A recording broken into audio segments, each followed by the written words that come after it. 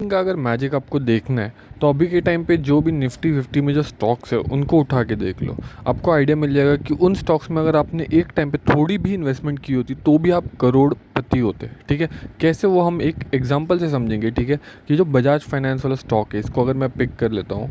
ठीक है, अभी के टाइम पे आप बोल सकते हो क्लोज टू क्लोज 8 साढ़े 8 हज़ार के आसपास इसकी प्राइस चल रही है। बट यही स्टॉक क्लोज टू क्लोज आप यहाँ पे देख सकते हो 1 से 2 साल के लिए करीब करीब 10 रुपये के आसपास ट्रेड कर रहा था।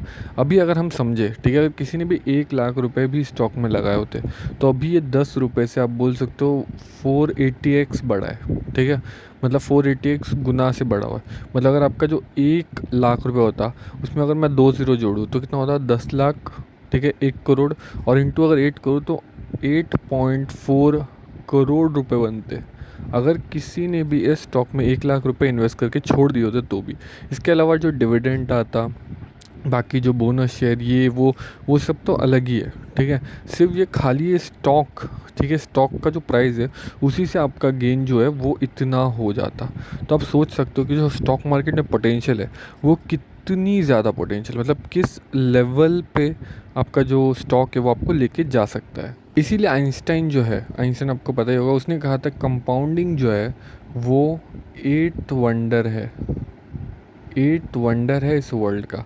और जिसने इस कंपाउंडिंग को समझ लिया, ठीक है, वो अपनी लाइफ में बहुत कुछ कर सकता है। और जिसने जितना जल्दी समझ लिया वो तो बहुत कुछ कर सकता है। अब इसमें सबसे इम्पॉर्टेंट चीज़ आ जाती है। ठीक है, इसमें इम्पॉर्टेंट चीज़ क्या आ जाती है कि हमें क्या करना चाहिए, एसआईपी करनी चाहिए या फिर लमसम इन्वेस्टमेंट करनी चाहिए। क्योंकि ऐसा भी हो सकता है, जैसे मैंने अभी आपको बताया, अगर इसी स्टॉक में किसी ने एसआईपी की होती, ठीक है, तो वो और भी ज़्यादा इन्वेस्टमेंट हुई होती और उसके बाद इसका जो प्राइस है वो और बढ़ता। ठीक है, और लमसम का तो मैंने आपको बता ही दिया कितना ग्रो होता था।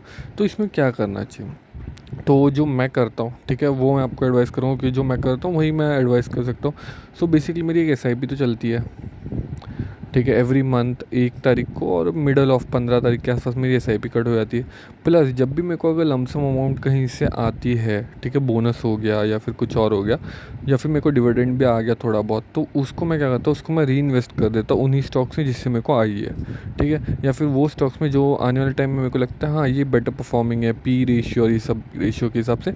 इसमें मैंने एक और अलग से वीडियो ऑलरेडी बनाई हुई है चैनल पे, जैसे आपको पता चलेगा कि कौन से बेटर स्टॉक्स कैसे चुने। ठीक है, तो मैं क्या करता हूँ, इसीलिए लमसम और एसआईपी में मैंने इस तरीके से मैंने बाइफर्केशन किया हुआ है कि जब भी मेरे को ऐसा लगता है कि हाँ एसआईपी तो कटती है, लमसम अगर मेरे पास है तो वो भी मैं इन्वेस्ट कर देता हूँ। अब इसमें एक और चीज़ है कि ये जो पावर ऑफ कंपाउंडिंग है ये म्यूचुअल फंड में भी देखा जाता है और ये स्टॉक्स में भी देखा जाता है और रियल इस्टेट में भी होता है। ठीक है, बट अगर हम लोग देखें तो रियल इस्टेट का जो कंपाउंडिंग है होता है, बट कहीं ना कहीं आप उसको पार्शियली सेल नहीं कर सकते। मतलब समझो अगर आपका 1 करोड़ का म्यूचुअल फंड है, 1 करोड़ का स्टॉक है और 1 करोड़ का अगर रियल इस्टेट है, तो आप 1 करोड़ के रियल इस्टेट में से 10 लाख नहीं बेच सकते, फिर 20 लाख ऐसे नहीं बेच सकते। और फिर वहाँ पे लोग भी होना चाहिए जो बाय करने के लिए खड़े हो उस टाइम पे जिस टाइम पे चाहिए। तो इसमें जो रियल इस्टेट में ना इशू बहुत ज़्यादा है। ठीक है, अगर आपको घर रहने के लिए चाहिए तो आप ले सकते हो, बट उसके अलावा इन्वेस्टमेंट पर्पज से मैं अगर बोलूँगा तो म्यूचुअल फंड और स्टॉक्स बेटर है। और इसमें भी, ठीक है, अगर जिनको थोड़ा नॉलेज है पी रेशियो के बारे में, डिविडेंड, बाद में बोनस शेयर और कैसे स्टॉक का ग्रोथ हम देखें, एक्सपेंस रेशियो और वो सब, तो उनको क्या करना है, उनको स्टॉक्स में थोड़ा बहुत इन्वेस्टमेंट करनी चाहिए। बट उसके अलावा अगर जिसको भी मतलब बिना कुछ दिमाग लगाए ज़्यादा अगर सिर्फ इन्वेस्टमेंट करनी है और अपना पोर्टफोलियो ग्रो होते हुए देखना है तो उनको चले जाना चाहिए म्यूचुअल फंड के साथ। सबसे बेस्ट रहेगा म्यूचुअल फंड के साथ चले जाने के लिए, क्योंकि वहाँ पे क्या होगा कि कोई और एक बंदा रहेगा जो आपकी बिहाफ में स्टॉक परचेज़ करेगा और आपकी इन्वेस्टमेंट करेगा। ठीक है, तो ऑलरेडी मैंने म्यूचुअल फंड पे भी एक अलग से वीडियो बनाई हुई है चैनल पे, वो भी वीडियो अवेलेबल, तो वो भी आप देख सकते हो। तो देख लिया कि म्यूचुअल फंड में इन्वेस्टमेंट करना है या फिर स्टॉक्स में इन्वेस्टमेंट करना है, बट सबसे इम्पॉर्टेंट होता है कि कितना पैसा मेरा बनेगा। ठीक है, मतलब कितने परसेंट से मेरा पैसा बनने वाला है। अब हम एक एग्जांपल ले लेते हैं। ठीक है, इसको कहते हैं 72 रूल ऑफ कंपाउंडिंग। ठीक है, तो ये होता क्या, ये हम देख लेते हैं। समझो आपका एक म्यूचुअल फंड है, ठीक है, जहाँ से आपको क्लोज टू क्लोज आप समझ लो 18% का आपको रिटर्न मिल रहा है। ठीक है, और एक और आपका जो स्टॉक्स है जिनमें आप इन्वेस्टमेंट करो उधर से आपको 10% का रिटर्न मिल रहा है। तो आपको अगर पता करना है कि कहाँ पे आपका पैसा डबल होगा, ठीक है, मतलब कितने साल लगेंगे डबल होने के लिए। तो आपको क्या करना है, 72 रूल जो क्या कहता है, 72 को आपको डिवाइड कर देना है जितना परसेंट आपको रिटर्न मिल रहा है उतने से। अब फॉर एग्जांपल 72 को अगर मैं 18 से डिवाइड करता हूँ, ठीक है, क्योंकि मेरे को देखना है कि म्यूचुअल फंड में मेरा पैसा डबल कितने साल में होगा। तो अगर आप करोगे 8, 16, 24, 2, 4 और 1, 2, 3, तो करीब करीब आप बोल सकते हो यहाँ पे अगर मैं 4x करूँ, ठीक है, तो 8, 16, 24, 32, ठीक है, 4 और 7, ठीक है, मतलब आप बोल सकते हो करीब करीब 4 साल में आपका पैसा डबल होगा कोई भी म्यूचुअल फंड में, अगर वो 18% का रिटर्न दे रहा है तो। मतलब क्या, आपने 10 लाख डाला तो 20 लाख होगा 4 साल में, 20 का 40 होगा अगले 4 साल में, 40 का 80 होगा अगले 4 साल में। बट वो क्या होगा जब आपको 18% का रिटर्न मिलेगा। वहीं पे जैसे मैंने आपको बताया कि 10 समझो आपको स्टॉक मार्केट से, स्टॉक से स्पेसिफिकली 10% का रिटर्न मिल रहा है, तो क्या होगा 72 को डिवाइड बाई हम 10 करेंगे तो 7.2, करीब करीब 7 साल में आपका पैसा उस स्टॉक में डबल होगा जहाँ पे आपको 10% रिटर्न मिल रहा है। और यही कैलकुलेशन आप एफडी में कर लेना, अगर जहाँ पे आपको 7% रिटर्न मिल रहा है, ठीक है, तो 10 साल लगेंगे आपका पैसा डबल होने के लिए एफडी में। तो ये जो है ये डिफरेंस होता है म्यूचुअल फंड, स्टॉक्स और एफडीज़ में, और आपको कितना परसेंट का रिटर्न मिल रहा है और कितने साल लगेंगे आपको पैसा डबल होने के लिए, वो अगर आपको समझना है तो आपको 72 रूल जो है वो बहुत स्पेसिफिकली समझना चाहिए। अब इसमें बहुत लोग है ना एक गलती कर देते हैं, और वो गलती है टाइम।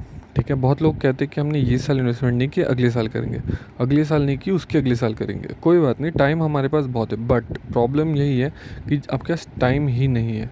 अगर मैं आपको यहाँ पे देखूँ, जैसे हमने बजाज का ही स्टॉक देखा था, तो समझो जिसने भी ये पर्टिकुलर साल में, ठीक है, यहाँ पे इन्वेस्टमेंट नहीं की 10 रुपये पे, ठीक है, उसको क्या हो गया, अगले ही आप बोल सकते हो यहाँ पे देखो, अगले 2 साल में वही स्टॉक 4 गुना मतलब 40 रुपये पे गया।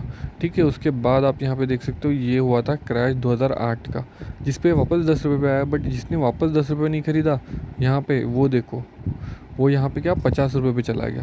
तो ये गलती हो जाती। तो अब अगर 50 रुपये से अगर आप 8,400 का स्टॉक का अगर कैलकुलेशन करोगे तो आपको पता चलेगा कि जितना परसेंट 50 रुपये से जब आपने बाई किया और अगर 10 रुपये से करते तो जो रिटर्न है वो बहुत ज़्यादा बनता 10 रुपये पे। ठीक है, तो जो वैल्यू है वो वैल्यू टाइम की है। ठीक है, आपकी जो रिटर्न है वो डिपेंड करता है आपके टाइम पे, कितना टाइम आप देते हो और उसमें कितना टाइम में आपका रिटर्न बनता है। अब उसके लिए मैं आपको एक और कैलकुलेशन वाली स्क्रीन पे लेके जाऊंगा।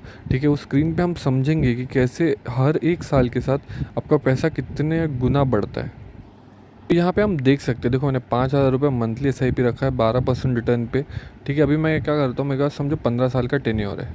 ठीक है, 15 साल में मेरे बन रहे 23 लाख रुपए। ठीक है, अब यहीं पे मैं समझो 2 साल कम कर देता हूँ, तो देखो सिर्फ मैंने यहाँ पे 2 साल कम किए, मेरे यहाँ पे 23 लाख बन रहे थे, अब कितने बन रहे 17 लाख। मतलब कितने का लॉस हुआ मेरा, 6 लाख का। मतलब सिर्फ 2 साल मैंने कम किए तो मेरा 6 लाख का लॉस हुआ। अब मैं एक काम करता हूँ, इसमें ना और 2 साल कम कर देता हूँ। देखो 17 लाख था इससे पहले, अभी कितना दिख रहा है मेरे को, 13 लाख। मतलब करीब करीब मेरे 4 लाख और कम हो गए।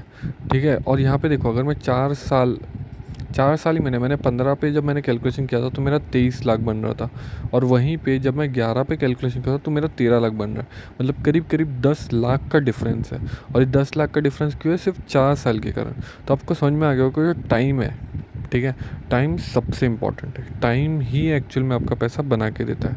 ठीक है, तो जितना ज़्यादा आप इन्वेस्टेड हो, जितने लॉन्ग टाइम के लिए इन्वेस्टेड हो, उतना ही ज़्यादा आपका पैसा बनने वाला। अब इसमें एक और इम्पॉर्टेंट चीज़ होती है, बहुत लोग कहते हैं कि क्या मैं कम पैसा इन्वेस्ट करके क्या मैं करोड़पति बन सकता हूँ। तो यहाँ पे हम एग्जांपल ले लेते हैं, मिनिमम समझो आपने 10,000 की SIP की, ठीक है, और आपके पास टेन्योर है 25 साल का।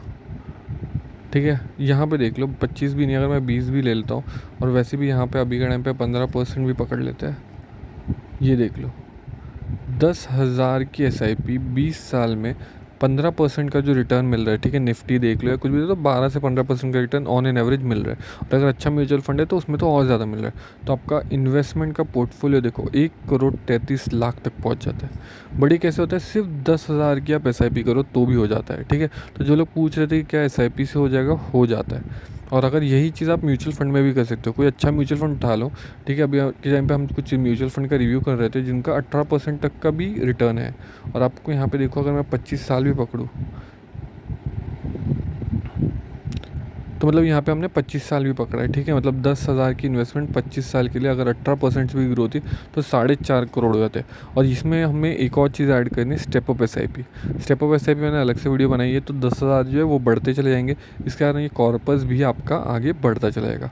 अब इसमें एक सबसे इंपॉर्टेंट गलती जो बहुत लोग करते हैं कंपाउंडिंग में, वो है कभी भी सेल कर देना, ठीक है। कंपाउंडिंग को जैसे मैंने आपको बताया टाइम देना पड़ता है आपको ग्रो होने के लिए। वो कंपाउंडिंग तभी ग्रो होगी कहीं ना कहीं, तभी आपका बेनिफिट होगा। बट बहुत लोग उस बेनिफिट होने नहीं देते, उससे पहले ही बीच में वो लोग सेल कर देते हैं। कोई गाड़ी लेनी है, कुछ ये लेना है, वो लेना है, उसके चक्कर में सेल कर देते हैं, जिसके कारण क्या होता है कि कंपाउंडिंग हो ही नहीं पाती और उनका हो जाता है लॉस, ठीक है। अब इसमें एक और फैक्टर आता है इन्फ्लेशन। इन्फ्लेशन जो इंडिया में अभी के टाइम पे चल रहा है वो 6 से 7% का चल रहा है, ठीक है। मतलब 6 से 7% से जो महंगाई बढ़ती जा रही है, तो आपको ऐसी चीज़ों में इन्वेस्ट करना है जहाँ पे आपको रिटर्न जो है वो इससे ज़्यादा मिले, 6 से 7% से ज़्यादा मिले और 10 से 12% मिले। इससे क्या होगा, आप इन्फ्लेशन बीट कर पाओगे, उसके ऊपर थोड़ा कुछ पैसा बना पाओगे। वरना अगर आपने पैसा बैंक FDs या यहाँ वहाँ रख दिया जहाँ पे 6 या 7% ही रिटर्न मिल रहा है, तो आपका बेनिफिट तो कुछ होगा नहीं, हो सकता है आपका पैसा डिप्रिशिएट हो जाए।